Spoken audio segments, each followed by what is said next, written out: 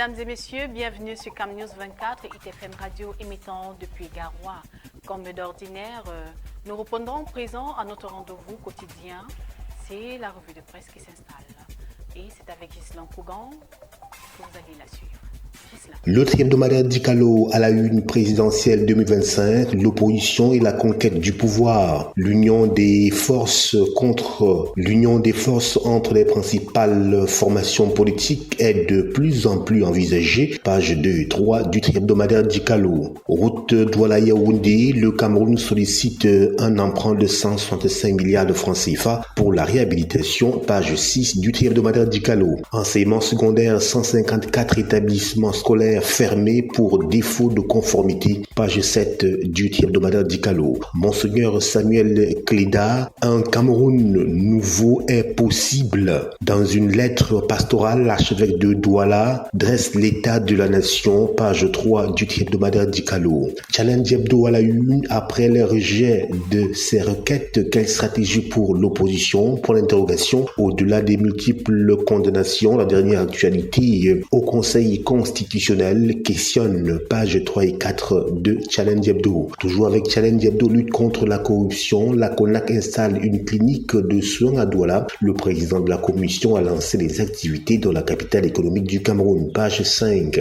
Cadre de vie, vaste offensive contre les nids de poules à Yaoundé. Objectif, fluidifier la circulation et améliorer la qualité de vie des habitants. Page 7 de Challenge Hebdo. Fédération camerounaise de football, le COMEX recommande le retrait de l'agrément de la CAF. C'est la principale résolution des travaux du comité exécutif de la Fédération camerounaise de football tenu à Bankomo. C'est à Yaoundé, page 11 de Challenge Hebdo. L'info à chaud à la une, Olivier Bibou Nissak, porte-parole de Maurice Kamto. Un an de plus, un an de trop à Kolingui, page 7 du journal L'info à chaud. La culture camerounaise perd un ténor. L'honorable Narcisse Kouokam quitte la scène, page 12 du journal L'Info à chaud. Cameroun Tribune à la une, organisation matérielle de la présidentielle. La machine est lancée, nous dit-on, désormais fixée sur le nombre définitif de candidats retenus. Elections Cameroun a entamé les opérations nécessaires pour la production des documents électoraux et des autres éléments nécessaires à la bonne tenue du scrutin du 12 octobre prochain. Dans le même temps, les autres acteurs, notamment les candidats et leurs équipes, intensifient la mobilisation sur le terrain. Page 7, 8 et 9 du quotidien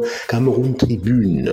Nécrologie, Narcisse Kouokam est mort. L'humoriste de talent, auteur du célèbre sketch Le téléphone cellulaire, est décédé hier à Yaoundé des suites de maladie à 63 ans. Page 31 du quotidien bilingue à capitaux publics Cameroun Tribune. Le quotidien Mutation à la une présidentielle 2025, la clé selon Monseigneur Cléda. Dans une lettre pastorale de circonstance, l'archevêque de Douala estime que le Cameroun a besoin d'un homme nouveau pour sortir du bourbier où il se trouve. Le prélat s'appuie notamment sur la démocratie dévoyée, le délabrement des infrastructures, les crises sécuritaires et l'accès précaire ou inexistant aux services sociaux de base. Page 7 du quotidien Mutation. Toujours avec Mutation, projet Kamalko, des jeunes crient à l'exclusion à la page 5. Nécrologie, on en reparle. Narcisse Kouokam qui est de la scène, page 9 du quotidien Mutation. Confidentiel à la une, Monseigneur Samuel Cléda, sauvons notre pays de sa mort lente.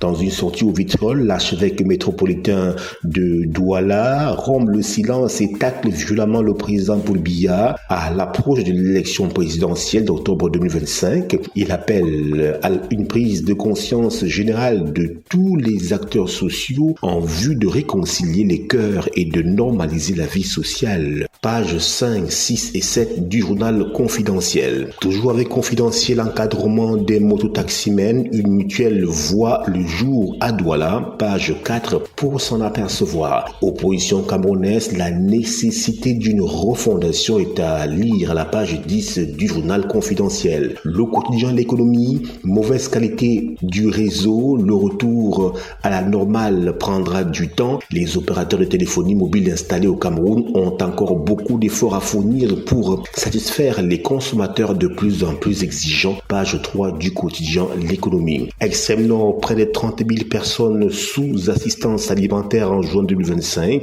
Page 5 du quotidien L'économie. L'œil du Sahel à la une présidentielle 2025. Bello Bouba fait de la réconciliation sa priorité. Page 7.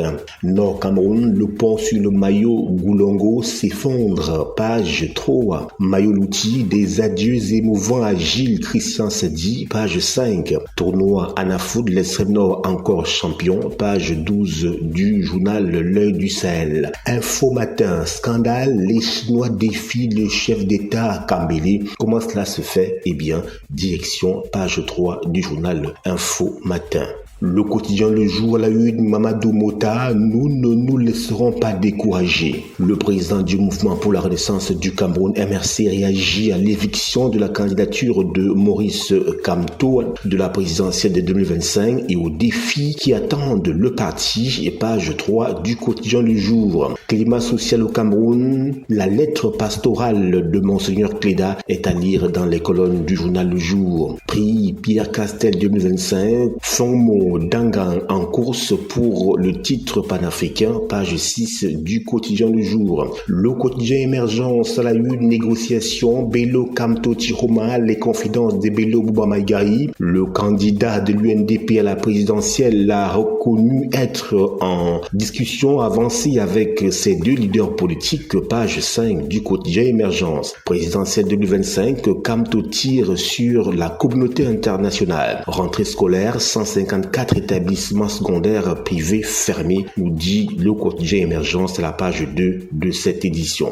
La nouvelle expression, la une présidentielle 2025, Monseigneur Cléda refait le procès du renouveau. Présidentielle 2025 toujours, Maître Yondo Black, page 4, stratégie de campagne, Bello Bouba et le pari de la réconciliation, page 3, nécrologie, le monde des artistes en deuil, page 2, Tchad, 20 ans de prison pour l'ancien premier ministre, page 11 du journal La Nouvelle Expression. AB News à la une, professeur Narcisse Moelle-Combi, une trajectoire inspirante d'une personnalité multidimensionnelle, nous dit-on. Santé Actu Gawaboulaye, un souffle d'espoir avec la campagne de santé gratuite au Soko Akiba, Maman Chantal Biya. Et quotidien à la une, filière cacao, 1200 milliards de francs CFA de revenus engrangés par les producteurs en 2024-2025.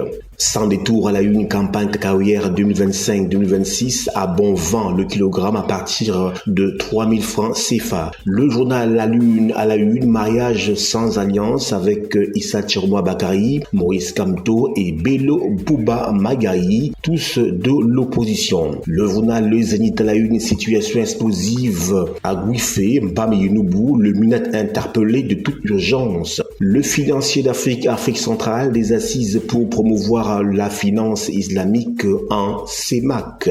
Éducation priorité, nouvelles universités d'État en construction, entre ambition et réalité sur le terrain. Eh bien, tout ceci est à lire dans les colonnes du journal Éducation priorité. Eco News à la une, du local à l'international, comment la certification transforme les PME camerounaises. Eh bien, Eco News nous explique tout cela. Conjoncture économique à la une, présidentielle 2025, Samuel Cléda dénonce corruption et mauvaise gouvernance. Info Plus Santé, région de l'Est Cameroun, campagne de santé gratuite. Le journal Intégration à la une, intégration en Afrique, des projets pour plus d'aplomb, 16 projets d'infrastructure pour l'intégration de l'Afrique, nous dit le journal Intégration. L'étudiant à la une, Jeux nationaux de la citoyenneté 2025, le temps des comptes. Diapason à la une, la grande interview, l'ITAB est un outil stratégique d'opération de la SND 30.